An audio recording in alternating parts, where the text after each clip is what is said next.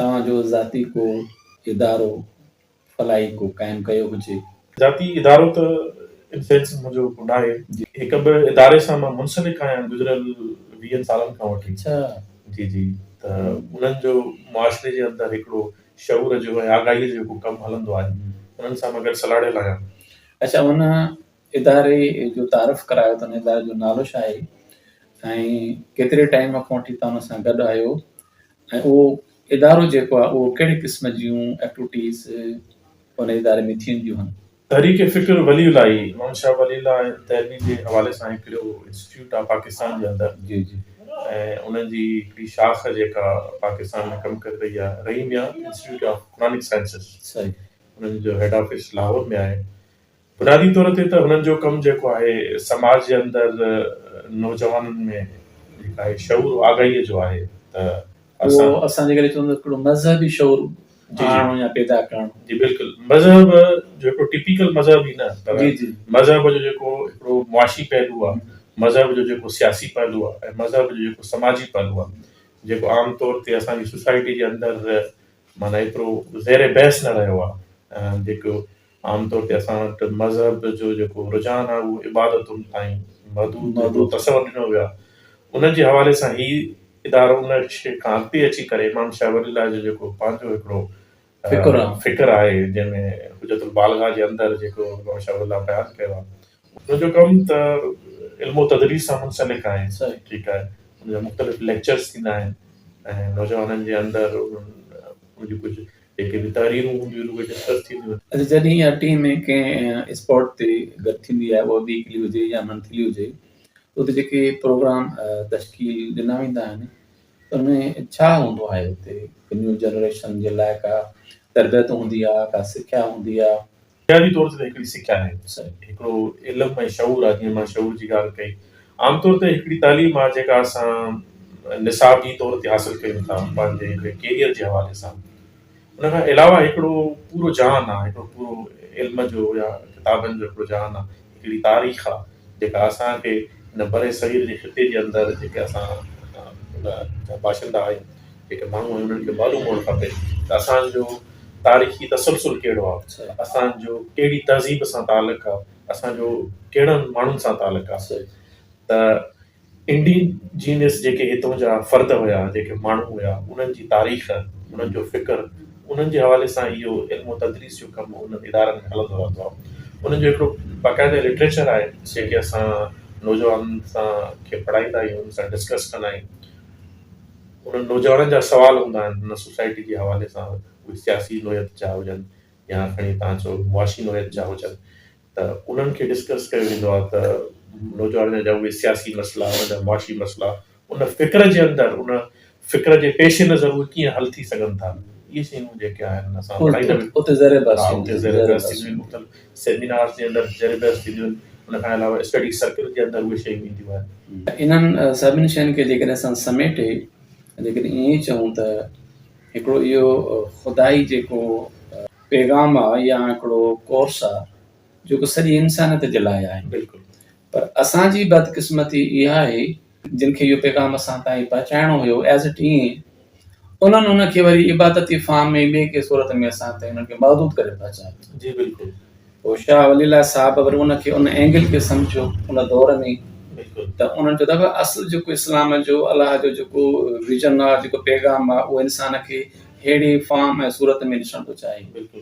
उहो इंसान उहो पंहिंजा रस्ता ऐं पैटर्न विसारे चुका आहिनि, उनखे सम्झो यादि कराए। जी, असल में उन निज़ाम जी ॻाल्हि थियल आहे त जेके शयूं तव्हां क़ुरान जे अंदरि या सुन्नत जे अंदरि जेके शयूं चयल आहिनि, जंहिंखे तव्हां सिर्फ़ु रस्मी इबादत तौर ते अदा कयो था, उन्हनि जो मुआशिरे जे अंदरि प्रैक्टिकल तौर ते निज़ाम कहिड़ो हुअणु खपे। त हिकिड़ी निमाज़ आहे जंहिंमें असां चऊं था त जेका सभिनि खे बराबरी जेका आहे सम्झाए सेखारे थी, दर्स ॾिए थी, हाणे उनजो प्रैक्टिकली इम्प्लीमेंटेशन सोसाइटी जे अंदरि कीअं हुअणु खपे त इंसान सभु बराबरि कीअं ॾिसजनि, कीअं लेखिजनि, उन्हनि जा मुआशी हालात, उन्हनि जा सियासी हालात, उन्हनि जी राय, उन्हनि जी आज़ादी, उहा बराबरि कीअं हुअणु खपे।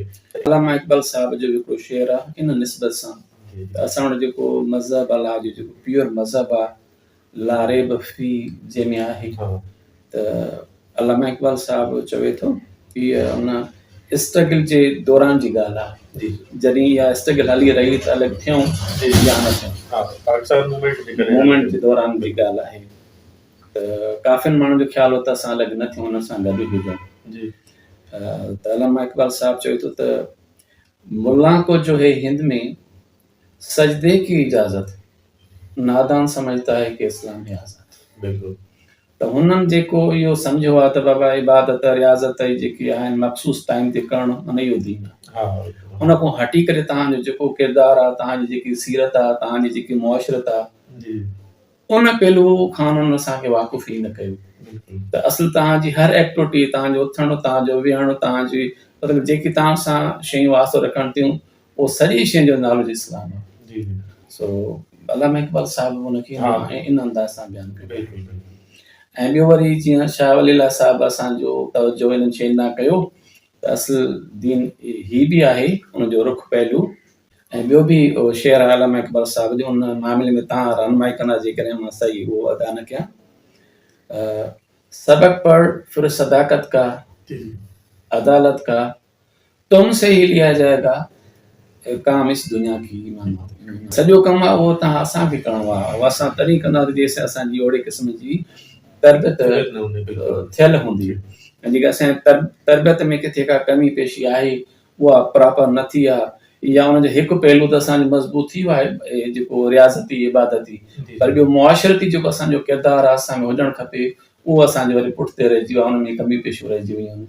त ऐं उहो असां परफॉर्म सही था समुझूं। बिल्कुलु एग्ज़ैक्टली ईअं ई आहे। इस्लाम कंप्लीट कोड ऑफ लाइफ आहे। जी, त जी। इहे शयूं तारीख़ी तौर ते असांजे ख़िते जे अंदरि जीअं त हीउ ख़ितो मज़हबी रहियो आहे, त उन में इहे उन्हनि जो असरु रहियो आहे। त उन्हनि जो हाणे मौजूदा दौर जे अंदरि उन्हनि शयुनि जो फ़ाइदो वठी करे असांजी समाजी तश्कील मुआशी हवाले सां, सियासी हवाले सां कहिड़ी हुअणु खपे, इन ई हवाले सां नौजवाननि जे अंदरि असां इहो शऊर या आगाही जो कमु कंदा आहियूं। दीन इस्लाम जेको आहे न, उहो नालो ई अमल जो, जी उन में माना हो थ्योरी जो तसवर ई कोन्हे, माना जेको तव्हांखे करिणो आहे उहो अमलन तव्हांखे कमु करिणो आहे। पर बदकिस्मती आहे शायदि असांजी, जो असांखे सिर्फ़ु थ्योरीअ ताईं महदूद रखियो वियो आहे, चंद लफ़्ज़नि खे अदा करण ताईं। बिल्कुलु मां तव्हांजी ॻाल्हि सां बिल्कुलु सहमत आहियां। छा आहे कि दीन जेको चइबो आहे, दीन बुनियादी तौर ते नालो सिस्टम जो आहे, सिस्टम जो आहे, अमल जो नालो आहे। सिस्टम उहो तव्हांखे ठहंदो ई अमल सां ई करिणो आहे, आहे। उहो करिणो आहे, फिज़िकली करिणो आहे। जीअं सोशलिज़म आहे, कैपिटलिज़म आहे, हुनखे सोशलिज़म खे दीन इश्तराकियत क़ुरान या अरबी जे अंदरि हिनखे इन तां तशबीह ॾिनी वई आहे। ऐं जीअं तव्हां ॾिसो अहिड़े हवाले सां दीन इस्लाम आहे। सिस्टम हमेशह वाक़ई तव्हांजी ॻाल्हि अमल सां अमल सां हूंदो आहे, हुनजो तालुक़ु हुन सां फिज़िकली हुनजो तालुक़ु हूंदो आहे। जीअं नमाज़ आहे, उहो तव्हांखे माना चवणी न आहे ज़बान सां, तव्हांखे एक्ट करणी आहे। रोज़ो आहे, उहो चवणो न आहे, उहो तव्हांखे अमलन उहो माना करिणो आहे। जेके बि इस्लाम जा अरकान आहिनि, हुनजो तालुक़ु अमल सां आहे, कंहिं थ्योरीअ सां नज़रिए सां हुनजो को तालुक़ु कोन्हे। बाक़ी थ्योरिटिकली शयुनि खे जेको लिटरेचर आहे, मटीरियल आहे इस्लाम जो, उहो ॿियो शर्त आहे त उहो असांखे पढ़णो पवंदो, उहो पोइ वरी असांखे सम्झ ईंदी, सम्झ खां पोइ हाणे अमल जो कमु आहे। मौलाना उबैदुल्लाह सिंधी हिन जे हवाले सां काफ़ी वाज़े तौर ते जेका तफ़सीर क़ुरान कई आहे, ऐं जीअं तव्हां अमल जी ॻाल्हि कई, त हाणे मौलाना साहिबु मौलाना सिंधी हिन ते हिकिड़ो वॾो मुफ़स्सिल क़िस्म बहस कयो आहे। त हुन में साईं इहा ॻाल्हि कंदा आहिनि त जेको आहे इस्लाम जीअं त हिकिड़ो निज़ाम जी ॻाल्हि करे थो, ऐं जीअं अमल जी ॻाल्हि करे थो, ऐं अमल त ज़ाहिर तौर हिकिड़ा अमल थींदा आहिनि इन्फ़रादी नोयत जा।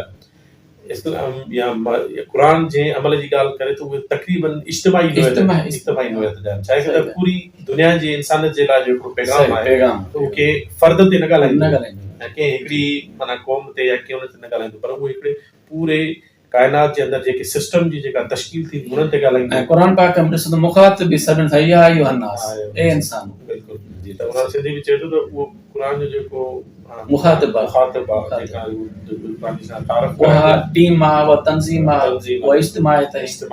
सोसाइटी जे अंदरि इन्हनि इबादतुनि जो, इन्हनि जो हिकिड़ो अमली मुज़ाहिरो जेको आहे, उहो कहिड़ी सूरत में हुअणु खपे, उन्हनि जो जेको मंज़र आहे या उहा बहितर खां बहितर सूरत आहे, उहा नमाज़, उहा जो अमली तौर ते सोसाइटी जे अंदरि उहा कीअं तव्हांखे ज़ाहिर थिए, हीअ सोसाइटी जेका आहे वाक़ई उन्हनि उसूलनि ते क़ाइमु आहे।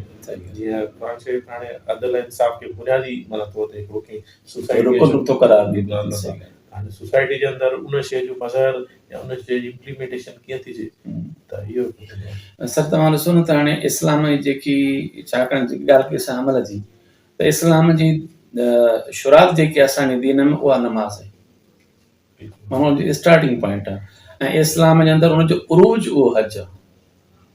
जी ऐं ॿिन्ही हिन स्पॉट्स ते उहो इंसाननि जी फिज़िकली माना गैदरिंग थिए थी, उन्हनि खे अलाह जे उन्हनि निज़ाम जे लाइ, अलाह जे उन्हनि जे दीन जे लाइ ऐं अलाह जे लाइ कमु करण जे लाइ उन्हनि जी तरबियत थिए थी, उन्हनि जी सिख्या थिए थी, ऐं उन्हनि खे कंहिं प्लेटफॉर्म ते जेको आहे सो गॾु करे। पोइ सूरत असर आहे, उनजो पैगाम बि इहो आहे जेकी असां ॻाल्हि कईसीं अमल जी। उन में त वल असर माना हीअ जेकी तव्हांजी हिस्ट्री आहे, तव्हांजी जेकी तारीख़ आहे, उहा शाहिद आहे। इनल इंसान लफ़ी ख़ुस्र, त तव्हां खां अॻु जेके बि क़ौमूं क़बीला इंसान थी गुज़रिया आहिनि उहे नुक़सान में रहिया आहिनि, घाटे में रहिया आहिनि। इल्लज़ीना आमनू, सवाइ उन्हनि जे जिन असां ते ईमान आंदो या असांजे असूलनि खे, असांजी ॻाल्हियुनि खे क़बूल कयो।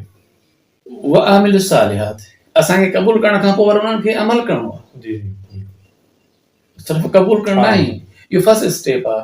असुल जेको इस्लाम में कमु आहे उहो आहे अमल, त तव्हांजो जेको किरदारु आहे उहो बहितर हुजे, बहितर खां बहितर हुजणु खपे। हर नज़रिए जो जेको वास्तो आहे उहो अमल सां ई आहे। नज़रियो जेको माण्हू क़बूल कंदो आहे त उन नज़रिए जी तक़ाज़ा ई आहे, कहिड़ो बि नज़रियो हुजे, त उनखे अमली फॉर्म में माण्हू मुतारिफ़ अमली तौर पेश ते करे, उन ते जेको आहे उहो तंज़ीम साज़ी करे या उन ते कमु करे। सही आहे।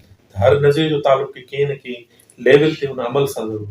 पर तव्हांजी वॾी महिरबानी, मां तहे दिलि सां तव्हांजो मशकूर आहियां। बुनियादी तौर ते तव्हांजी इहा जेका काविश आहे, तव्हां मुख़्तलिफ़ माण्हुनि खां, मुख़्तलिफ़ पर्सनैलिटीज़ खां इहे जेके शयूं तारीख़ी हवाले सां हासिलु करणु चाहियो था, इहो तव्हां जसलण, तव्हांखे वरी इन शइ जे हवाले सां हिकिड़े एप्रिसिएशन छा, हर तव्हां त हिकिड़ो वॾो रिवार्ड डिज़र्व कयो था पिया, तव्हां बहितरीनु कमु करे रहिया आहियो।